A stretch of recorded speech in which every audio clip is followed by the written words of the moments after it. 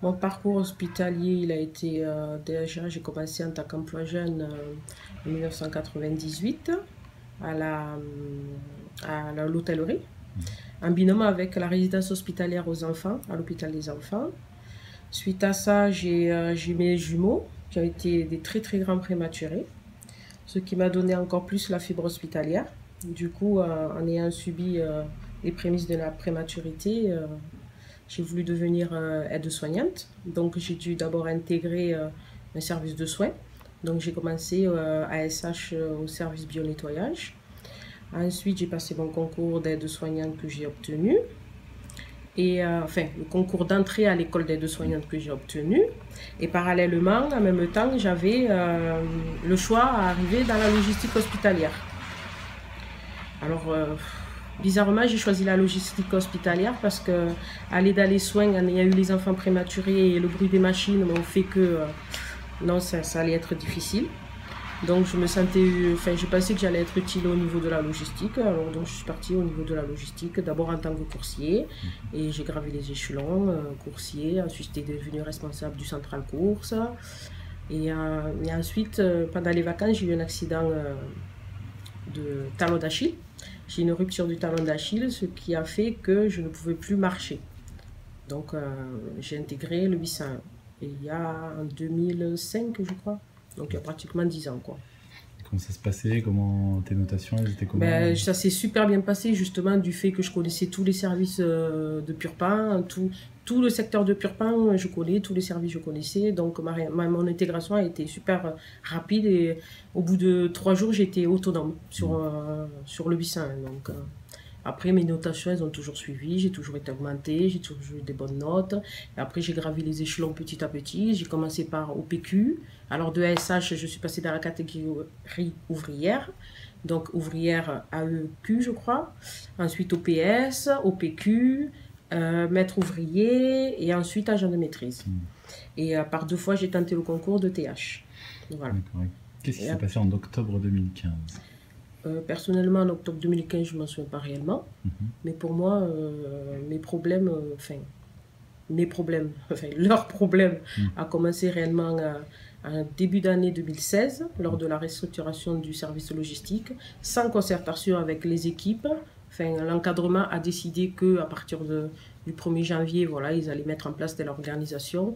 On ne nous a pas tellement concertés et j'ai fait remonter les dysfonctionnements qui étaient liés à cette nouvelle restructuration, c'est-à-dire avoir des agents très tôt le matin et ensuite au moment de la relève n'avoir personne pour travailler du fait que les agents du matin à midi ou à 1h ils devaient partir et le temps que la deuxième équipe arrive, on avait quand même un laps de temps de 1 heure sans personne pour travailler et on traite quand même des urgences vitales, voire des grandes urgences, quoi. Enfin, du matériel en urgence vitale, de la ST, enfin, un peu de tout. Enfin, le 801, c'est tout ce qui est urgent dans l'hôpital.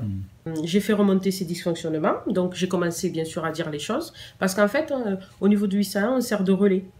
Les agents qui sont dans autant au niveau de la navette, autant en 801, ils viennent souvent remonter tout ce que leur dysfonctionnement, et nous, on se permettait d'aller le dire à l'encadrement, quand ils n'avaient pas envie de le dire eux directement. Donc moi, je ne me suis jamais gênée pour dire les choses telles qu'elles étaient. Enfin, depuis le début, j'ai toujours été honnête et franche. Je suis entière, ça se sait. Et je pense que c'est justement parce que je faisais remonter ces choses qu'ils ont commencé à me prendre un peu en grief, quoi.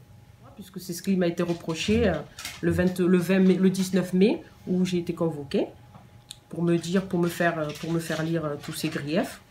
Donc j'ai été surprise. Et pour me acter aussi une décision qu'à partir de lundi 23, je quittais la régulation pour être affectée à la navette transport.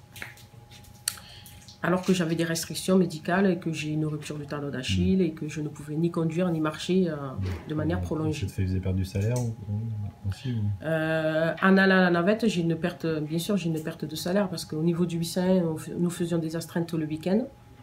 Et déjà, j'ai eu déjà une perte de salaire une première fois à partir de janvier 2016 parce que je vais dire, pendant 5 ans, j'ai été parmi l'encadrement. Donc, je touchais la NBI.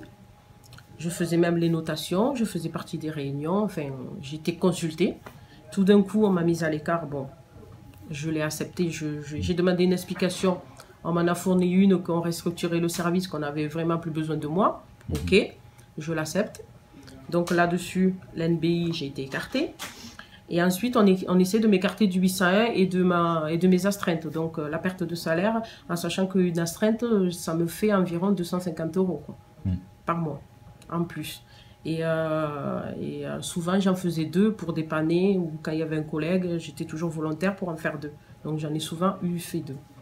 Et là, du coup, plus d'astreinte, plus d'NBI, d'un salaire convenable pour moi et mes 3 enfants.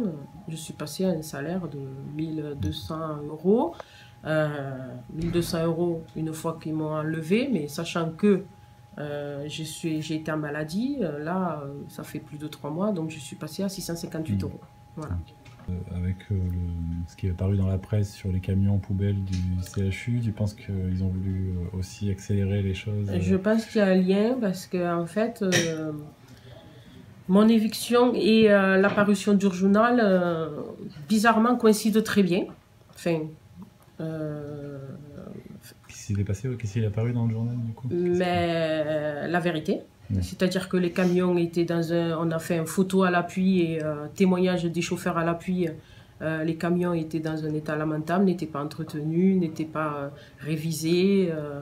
Même si j'ai eu des collègues camions qui ont fait, chauffeurs camions qui ont fait des droits de retrait. Dans la minute, on leur a changé le camion, mais ils l'ont redonné à un autre chauffeur. Donc c'est déshabiller Pierre pour habiller Paul. Donc au lieu de faire une réparation correctement, en fait, rien n'était fait dans la protection et dans la sécurité des agents, en fait.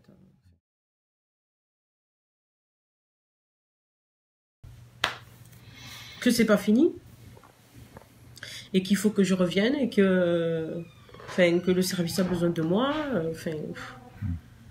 J'ai ça comme écho. Ils me disent que non, mais moi j'ai ça comme écho et je peux le prouver. Mais carrément, comme je veux pas les mettre en porte-à-faux, je donnerai pas de nom, mais j'ai des personnes tu crois qui me soutiennent. Heureusement, c'est ça qui me permet. Qui contre aussi la restructuration et qui servait aussi de toi, de ta place de régulatrice. De régulatrice, me retrouver à la navette. Pour eux, c'était pas du tout une promotion. C'était pas du tout une promotion. De passer de régulatrice à conducteur navette, sans dénigrer leur métier de conducteur navette, mais de passer de régulatrice des urgences qui demandent un savoir-faire déjà. Parce que moi, je pense que m'évincer du service, c'est en fait faire taire tous les contestataires, toutes les personnes qui râlent et montrer, vous voyez, c'est pas la peine de râler, on vous foutra à la porte. Comme on a fait à Chostine. Je suis l'exemple en fait. Je suis la personne à abattre pour avoir un service sans contestation. Donc, je ne sais pas comment ça va se finir, mais comme je l'ai dit à M. Morvezin, et comme je vais le redire, ça fait depuis 3 mois que je suis en arrêt maladie. Ça fait depuis 3 mois que j'essaie de revenir travailler, parce que rester en arrêt maladie, c'est pas ma volonté, du tout. J'ai eu mes enfants. Quand j'ai eu mes enfants, j'aurais pu prendre 3 ans de congé parental ou 6 mois de... Justement, non, j'ai voulu venir travailler. Comme je vous l'ai dit, moi j'avais vocation à travailler et j'ai encore vocation à travailler dans des bonnes conditions. Et continuer à m'évincer, c'est m'enlever le peu de dignité qui me reste. Et qu'est-ce qui te fait tenir là? Mes enfants. Honnêtement, mes enfants. Je l'ai dit à M. Morvezin au mois de juillet, j'ai eu mes enfants tout le mois de juillet. Et heureusement que j'avais mes enfants parce que face à la vague de suicide du mois de juin, honnêtement, j'aurais pu en faire partie. Mais largement.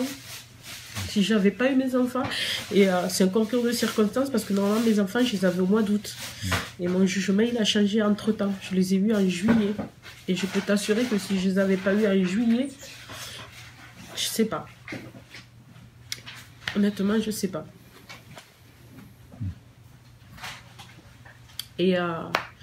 Et au mois d'août, je les ai pas eu du coup. Donc, au mois d'août, j'ai tenu grâce à ma famille. J'ai été super encadrée. Enfin, j'ai pratiquement jamais été seule. Enfin, mes parents m'ont emmenée en vacances avec eux. J'ai quand même 42 ans. Je repars en vacances avec papa et maman. Mes parents m'ont emmenée en vacances avec eux. Enfin, mes cousines m'ont emmenée. Enfin, vous voyez, tout le monde a compris ma souffrance et personne n'a voulu me laisser seule. Et c'est ça qui m'a fait tenir. Et là, au mois de septembre, c'est encore mes enfants qui me font tenir parce que j'ai encore mes enfants en garde. Et un salaire de 658 € avec 3 enfants, mais, j'aimerais bien voir comment la direction fait pour vivre avec ça. On fait un CHCT extraordinaire le 21 juillet, alors on dit surtout pas de pression suite au CHCT. Dans les 2 heures qui suivent, la médecine du travail m'appelle pour me mettre la pression. Enfin, que cherchent-ils? Où veulent-ils aller? Là, franchement, je me pose des questions. Là, je me pose des questions. Veulent-ils vraiment que je passe à l'acte? Est-ce que c'est mon acte qui va faire, qui va justifier, ils vont prendre enfin conscience de la souffrance qu'ils me font endurer? Enfin, franchement, c'est toutes ces questions qui me passent par la tête, là.